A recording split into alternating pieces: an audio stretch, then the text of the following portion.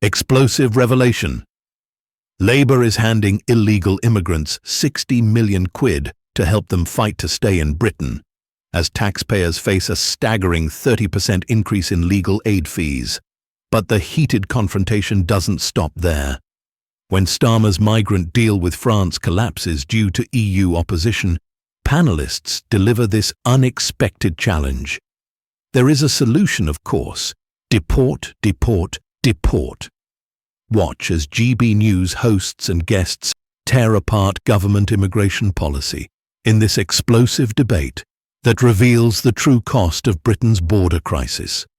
Don't forget to like the video, subscribe to the channel, and turn on notifications to stay updated. One in, one out deal with the French appears to be absolutely dead in the water because the EU nations are going to block it. It was always a stupid idea. What's the point of one in, one out? It should be none in, all out. I mean, that just makes much more sense. You know, it's just a self-defeating plan.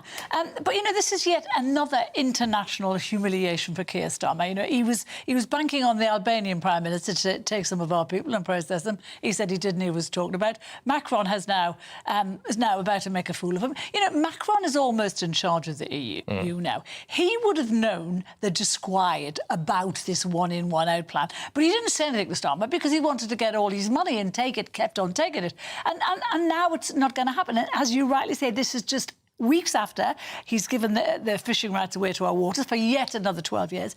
Does Starmer not get it? The EU hates us. They will continue to make a monkey out of us, and he is letting them do it, and he's just let them do it over this. He's got to stop expecting the French to control our immigration policy. He has to do it, and the way to do it is to stop the incentives, stop the benefits. £1 million of taxpayers' money supposedly going to help illegal migrants get legal aid to stay in Britain, an increase of about 30%. I don't think that's going to go down that well.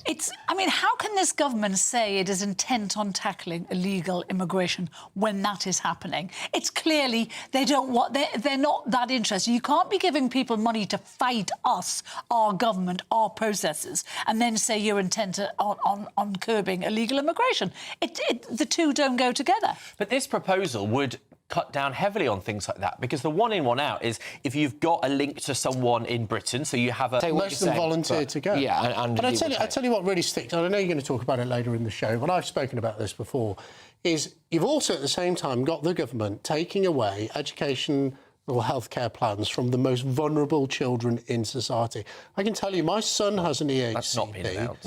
My son has an EHCP, and what you don't get is help with legal expenses when you are fighting to get the support that your child needs. And as a parent who's had to fight, like millions of parents and grandparents who'll be watching this show, the fact that the money that could support my son and my family, or any other families in the similar situation with a child with additional needs, is being given to migrants who shouldn't even be in the country in the first place, is an absolute disgrace. It is. Things that would save a lot of time is when we have these pointless age tests where you see these stories about there's like a Sudanese man with a receding hairline and a grey beard who's 6 foot odd, and he is claiming to be a 50. child, right? And then it has to go through the courts. If we were allowed to do dental checks or wrist x-rays or whatever it is that you would normally do, then that would be fine. But of course that appears to be against their human rights. Just and we do can't none of that and chuck them out, because they're clearly not children. I mean, why do we have to go through all do these they have a legal human steps? right to repeatedly perjure themselves in court? It's just ridiculous. Because that's what it is. If they're lying, they're making a mock